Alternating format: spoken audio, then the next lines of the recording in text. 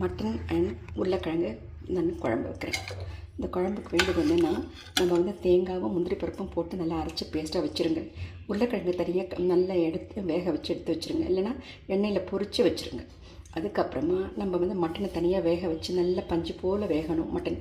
அதுக்கப்புறமா அதை பாருங்கள் எப்படி இருக்குது, நல்லா உருளைக்கிழங்குலாம் எப்படி இருக்குது பாருங்கள், மட்டன் எப்படி இருக்குது பாருங்கள், நல்லா வெந்திருக்கு இல்லைங்களா?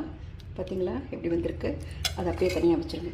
அதுக்கப்புறமா நம்ம கடாயில் எண்ணெய் போட்டு பட்டை லவங்கம் போட்டு ஏலக்காய் போட்டு நல்லா வதக்கிட்டு பொடியை நறுக்கின வெங்காயத்தை நல்லா வதக்கி, இஞ்சி பூண்டு நல்லா வதக்கி, தக்காளி நல்லா வதக்கி, பச்சை மிளகாய் எல்லாத்தையும் நல்லா வதக்கிட்டு, அதுக்கு வேண்டிய தனியாத்தூள், சோம்புத்தூள், சீரகத்தூள், அப்புறம் மிளகாத்தூள், மஞ்சத்தூள் எல்லாத்தையும் போட்டு தண்ணி ஊற்றி நல்லா கொதிக்க விட்டுடுங்க. கொதிச்சிட்ட பிறகு இந்த மட்டன் வெந்திருக்கு இல்லைங்களா, அதில் போட்டு நல்லா தண்ணி கொதிக்க விடுங்க. அதுக்கப்புறமா அந்த உருளைக்கிழங்கு நம்ம வறுத்து வச்சுருக்கோம், இல்லை வேக வச்சுருக்கோம், ரெண்டு ஏதாவது ஒன்று பண்ணிவிட்டு அதுவும் இதில் ஆட் பண்ணிவிடுங்க. ஆட் பண்ணிவிட்டு அப்புறம் தேங்காய் பேஸ்ட் அரைச்சி வச்சுருக்கோம் இல்லைங்களா, தேங்காயோட முந்திரி பருப்பு வச்சுருக்கோம் இல்லைங்களா, அதுவும் இதில் போட்டு உங்களுக்கு இதில் கொதிக்க